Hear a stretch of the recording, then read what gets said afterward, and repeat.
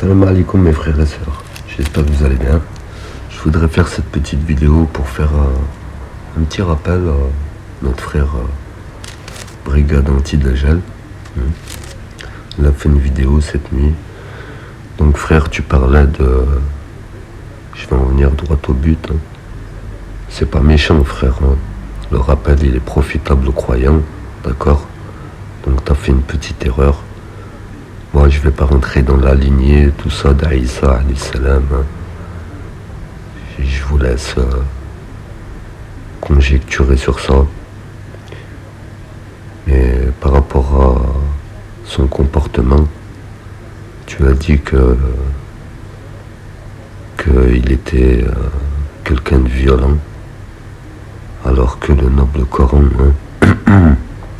nous confirme, mon frère, par la miséricorde d'Allah, on a le miracle, il est encore là devant nous, pour ceux qui cherchent dans les livres antérieurs la vérité, alors que la vérité a été apportée par le prophète Mohammed sallallahu alayhi wa sallam, qui est l'excellent serviteur. Et donc, dans ce noble Coran, on peut y lire les paroles de Aïssa alayhi salam, qui nous dit clairement qu'il a été créé ni violent, ni malheureux. D'accord? Donc, j'aimerais savoir d'où tu sors ça. Et je te demanderai de revenir au livre, comme à tous, mes frères et sœurs. C'est pas méchant, mais pour éviter de faire des fautes comme ça, voilà, il faut mieux s'en tenir au Coran pour savoir ce qu'en dit Allah, Azza wa Jal. Et après, pourquoi pas, pour celui qui a la capacité, voilà, qui a les moyens et le temps d'aller chercher dans les autres livres, mais en n'oubliant pas que le Coran il est là pour rétablir la vérité. Donc c'est la ligne rouge en haut, ok, sur le tableau, voilà, lui là en haut. Après tu peux aller chercher dans leurs livres pour confondre, etc., etc. Mais celui qui aime la vérité, voilà, il s'accrochera au câble, avant tout. Donc voilà mes frères et sœurs. Et donc tu parlais du comportement, donc à Aïssa. Donc lui c'est quelqu'un de doux et de non et d'heureux. Donc il est doux et heureux. Le contraire de violent et malheureux. Ok? Et par rapport au Mahdi, donc moi j'aime bien regarder comme vous, tout ce qu'en pensent les gens, chacun il se fait ses idées, bien sûr. Mais je vous conseillerais de regarder l'histoire de Khid, au lieu de regarder les conjectures et les anciens livres qui ont été retouchés, vous le savez d'ailleurs. Et donc je vous conseillerais de lire cette histoire, cette fameuse histoire, cette magnifique histoire, d'accord? Sur quoi les Juifs n'avaient pas posé de questions, je le rappelle, Ils ont posé des questions sur les jeunes, sur le voyageur, et ils n'ont pas posé de questions sur Khid. Donc Khid, c'est quelqu'un qui est assis fermement sur son rocher, donc qui entreprend un voyage avec un prophète qui lui est bien connu et renommé, d'accord, qui n'a rien à prouver, mais qui va quand même prendre son cours.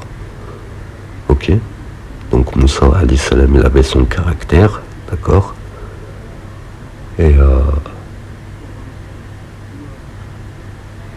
Khid il avait son caractère. Donc lui on voit que c'est quelqu'un qui est fermement ancré dans la science. Il est assis sur son rocher, il est ferme, et il lui demande quoi?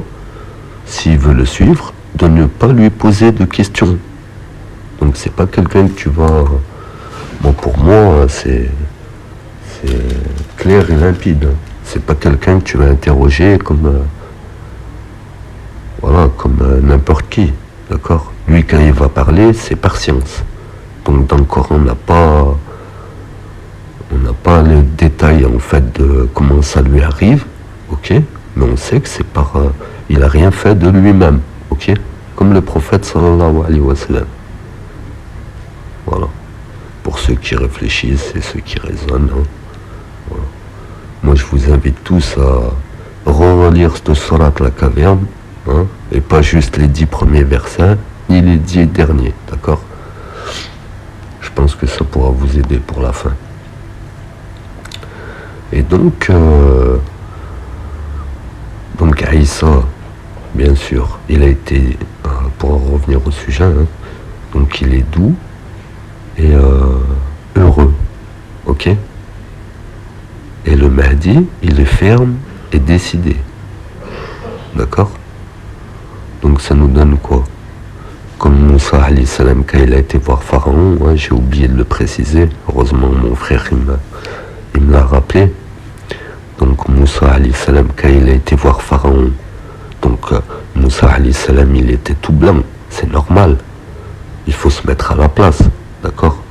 C'est comme si vous, là, hein, tous ceux qui parlent sur le net, hein, qui sont là à brailler, hein, mes frères et sœurs, hein. Donc imaginez-vous, Allah, il vous envoie vers Pharaon. Toi, t'es rien du tout, frère. D'accord? Je m'adresse à vous parce que... Hein. Donc mettez-vous à sa place. Vous allez vers Pharaon alors que vous êtes rien du tout et vous avez commis une injustice. Vous êtes recherché. D'accord?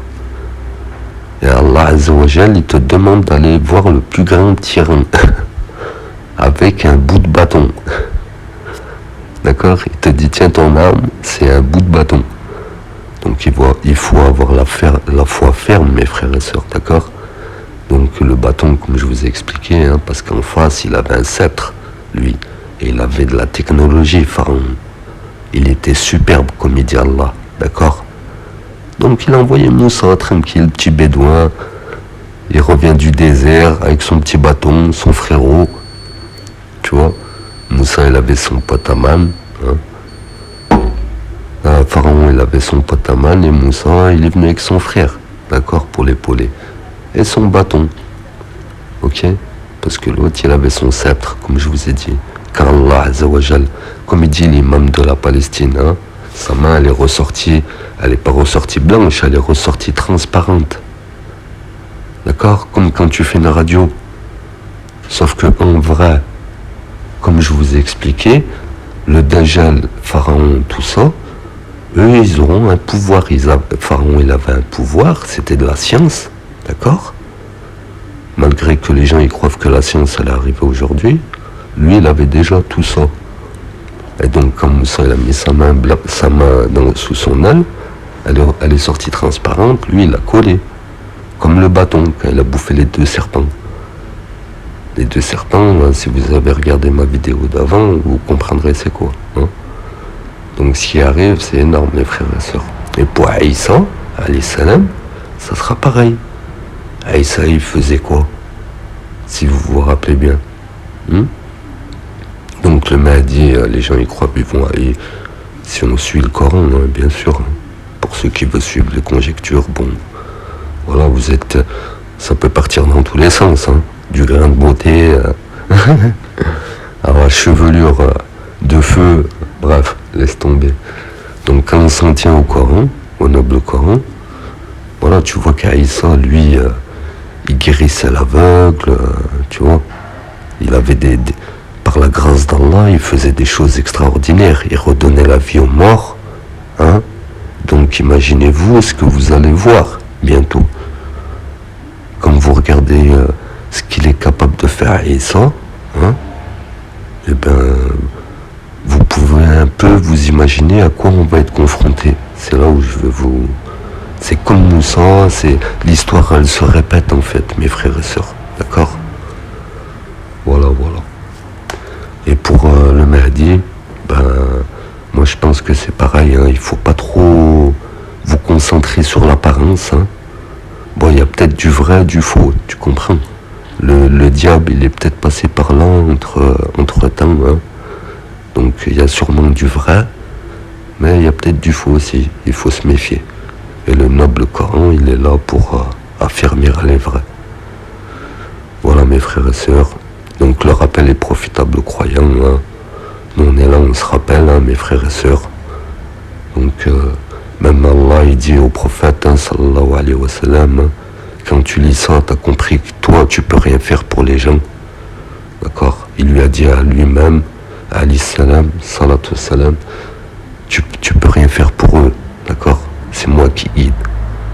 Donc lui il était là, et au début, voilà, tu vois l'évolution du prophète dans son comportement, tu vois. Et au début il était là, il était acharné, etc. Et Allah il le calme, il lui dit, tranquille, c'est moi qui gère. Voilà. Donc moi je pense que le Mahdi, alayhi salam, il fera tout pour ressembler au prophète sallallahu alayhi wa sallam.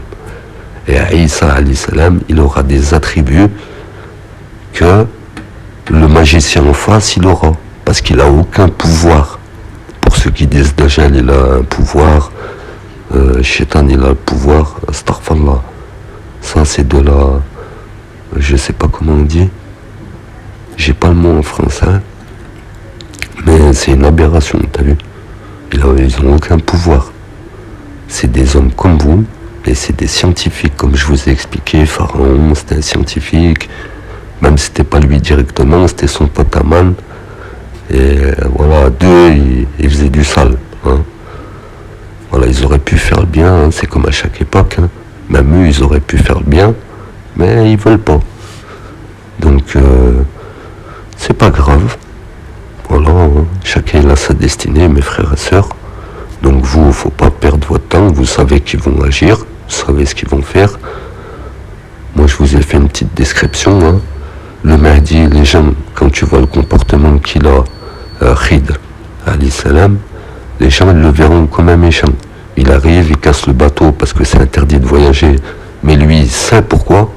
Il tue l'enfant parce que c'est une génération astaghfirullah, d'accord? Cette génération qui arrive, ça va être quelque chose. Donc lui, il sera sans pitié, sachez-le. Hein. Et les gens, ils penseront mal de lui. Et ils iront vers Dajjal parce que Dajjal, il sera cool. Mais voilà, c'est un piège. Donc faites très très attention. Très très attention. Et ceux qui sont ancrés dans la foi, ils se feront pas avoir. Voilà. Mes frères et sœurs, ne gaspillez pas votre temps, car il est très très précieux. Et peu importe le dragon, nous on a Allah, vous voyez bien de toute façon. Hein. Voilà, prenez soin de vous, gaspillez pas votre temps. Salam alaikum. Je suis le temps. Parfois je m'écoule rapidement, parfois lentement, mais jamais je ne m'arrête. Alors me voici. Et maintenant, qu'allez-vous faire de moi ?